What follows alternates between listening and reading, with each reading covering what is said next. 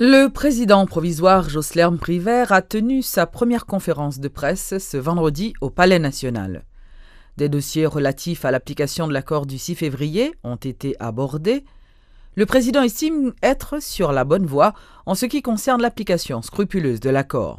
Cependant, il s'est dit préoccupé par l'état des finances publiques. Entre-temps, les consultations se poursuivent en vue de la désignation du Premier ministre. C'est ainsi que pendant cette semaine, au niveau politique, nous tenions rencontre avec un ensemble de partis politiques de toutes les tendances généralement quelconques. Parmi eux, nous avons rencontré le RDNP, nous avons rencontré la plateforme justice, nous avons rencontré Petite Dessalines, nous avons rencontré Monop, nous avons rencontré Famille Lavalas, OPL.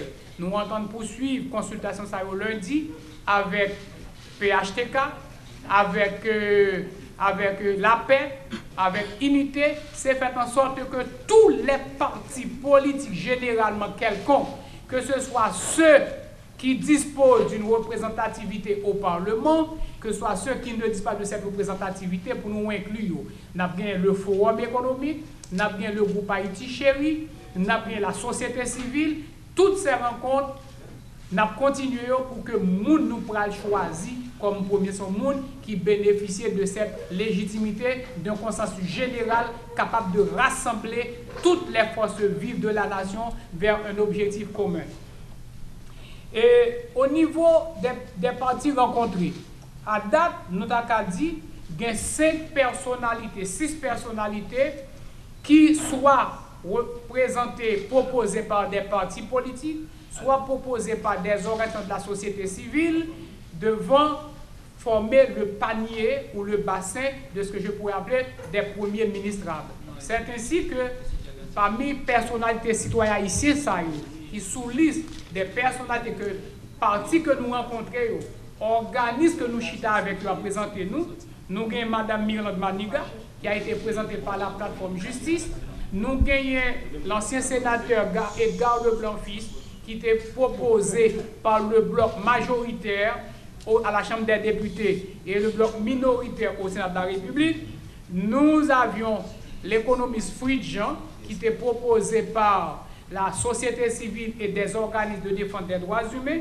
Nous avons Jacques Sampeur, qui était proposé par le G30.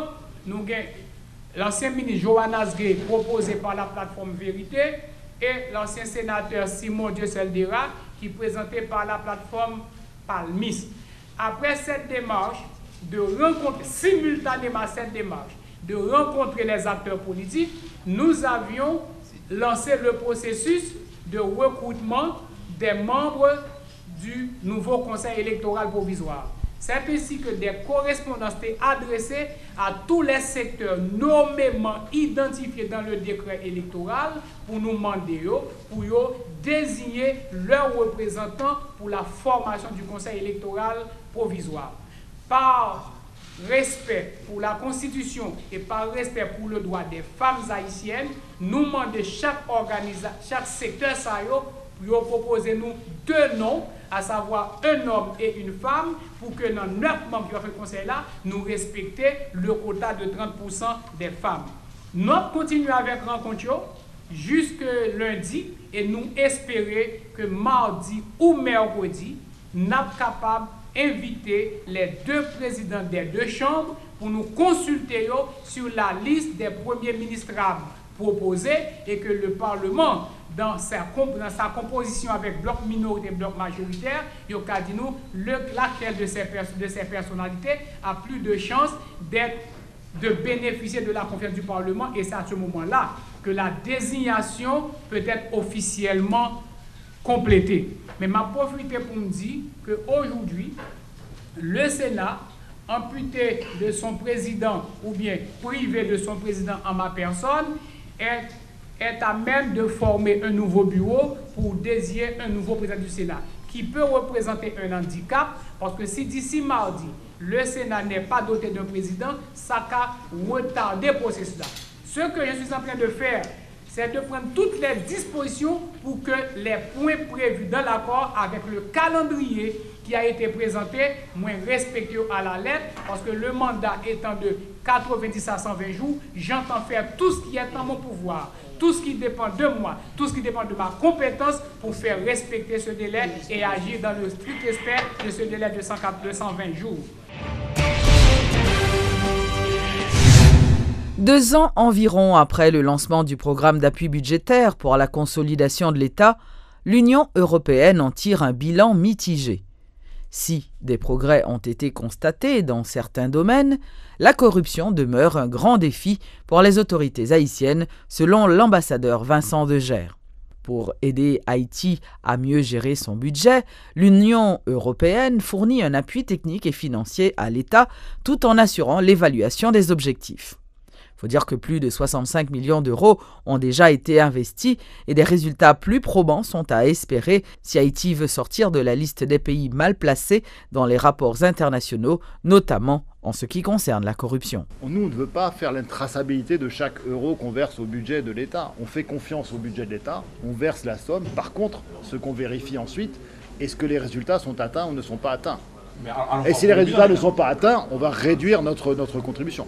Sur la corruption, on a des indicateurs de corruption, c'est de demander à ce que l'unité de lutte contre la corruption qui existe dans le système haïtien, si je peux dire, soit renforcée, qu'elle ait plus de moyens et qu'elle produise plus d'enquêtes. Ça fait partie des indicateurs qu'on a mis dans le système. Donc il y a, mais encore une fois, c'est pas nous qui faisons les enquêtes, c'est pas nous qui voulons savoir le résultat de ces enquêtes, c'est le système haïtien qui doit gérer son propre objectif de rejeter la corruption, d'être efficace dans la lutte contre la corruption. Je suis satisfait par rapport à certains indicateurs. La gestion des finances publiques, oui, on a beaucoup d'améliorations.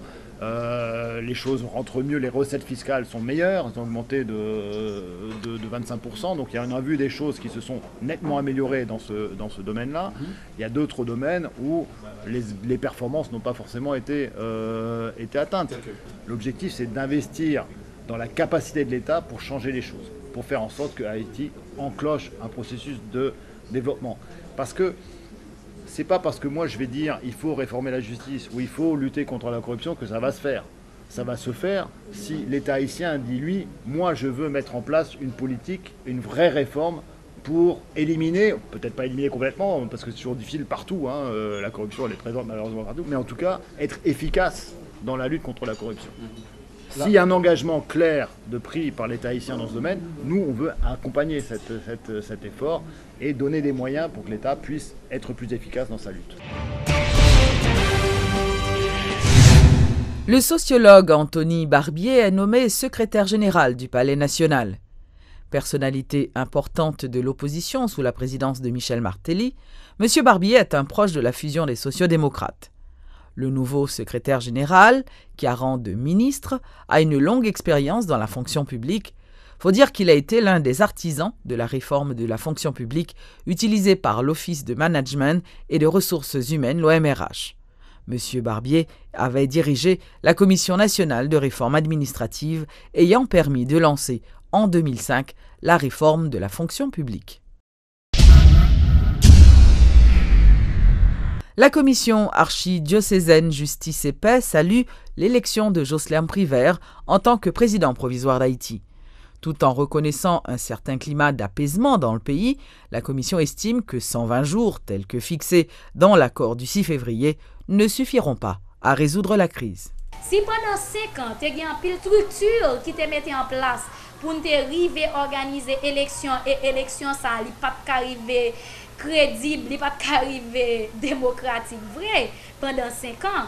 Donc, journée jeudi, dans la période ça, est-ce que nous pensons, est-ce que nous croyons avec accord ça qui signé à la dernière minute et d'une façon rapide juste pour résoudre une crise qui peut fin résoudre journée jeudi. Donc, est-ce que accord ça, nous prenons mettre de côté? Est-ce que même gens pendant pile temps nous mettons constitution nous de côté pour nous continuer fonctionner sur base consensus et même consensus ça est toujours à réviser, nous toujours à regarder encore de temps en temps. Donc est-ce que nous fait toute vie nous pour une société constitution de côté consensus toujours et résultat consensus toujours à préviser. Donc ça, son problème avant même nous prendre n'importe décision, son problème pour nous résoudre. C'est vrai que t'as un petit, mais est-ce que tout volonté que nous gagnons pour nous sortir dans l'instabilité politique nous y journée jeudi, est-ce que il pas dépassé tant que nous gagnons pour nous résoudre situation politique chaotique que le pays la donne journée jeudi? La journée internationale de la langue maternelle est célébrée le 19 février et en Haïti, plusieurs activités ont été organisées par l'Académie du créole haïtien. L'accent a été mis sur l'importance d'une éducation de qualité et aussi de l'apprentissage des langues dès les premières années d'enseignement. Actuellement, nous avons avantage ça que nous avons évolué dans le monde côté et institutions internationales, même institutions internationales et de par le monde, parce que ce n'est pas Haïti seulement qui a un problème ça. Eh bien, yo bay langue maternelle là, langue maman, yo fin par ouais qui rôle les gagnent sous personnalité monde, sous individu, au point que thème là c'est langue nous c'est nous, pas un citoyen sans langue. En Haïti, langue là pourquoi ça?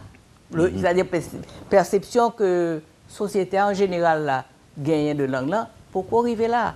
Pas un citoyen sans langue. Comment comprendre que un haïtien il apprend et qu'il apprend c'est-à-dire les concordes écrits mais il pas comprendre ça écrit dans l'acte de naissance et alors que c'est très facile pour y mettre dans la langue. Ça n'a dit c'est pas pour créole seulement c'est ça qui fait que nous capables introduire question ça dans la journée 21 février parce que yo vinn remarquer ça, yo vinn prouver ça, la science vient étudier ça que dans tout pays on apprend plus bien, on apprend dans la langue maternelle. C'est travail académique créole haïtien a fait pour faire promotion pour langue pour retirer toutes sortes de complexes, toutes sortes de préjugés que on monde est capable de gagner.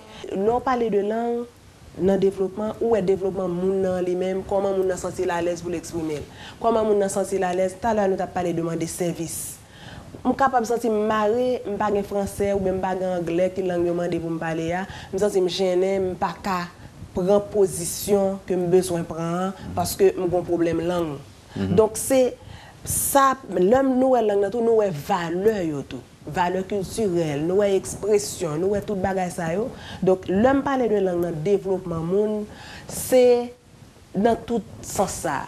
Moi-même développer ou épanoui à travers langue qu'on parle ou parler ou à l'aise pour parler ou à l'aise pour demander service ou à l'aise pour fonctionner dans la langue.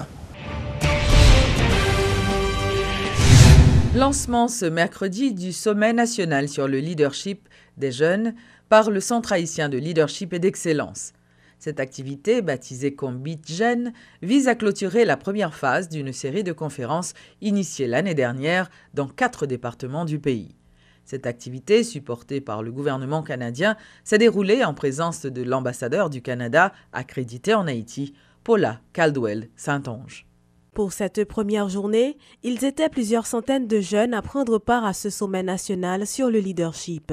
Débats, échanges, ateliers de travail entre autres, le menu était varié pour cette activité baptisée BeatJeune, une initiative du Centre haïtien de leadership et d'excellence pour clôturer la première phase d'une série de conférences organisées l'an dernier à l'intention des jeunes de 4 départements du pays, le Nord, l'Artibonite, le Sud et l'Ouest. Jerry Jean-Baptiste est le coordonnateur de projet. Il y a plusieurs objectifs. Une là-dedans, c'est identifier les jeunes qui sont engagés au niveau de la communauté dans différents domaines. Une plateforme côté nous mettre en contact avec des modèles, nous capable dire, c'est l'autre jeune même j'avais qui réussit dans différents domaines, qui sont entrepreneuriat, leadership femme ou bien engagement communautaire.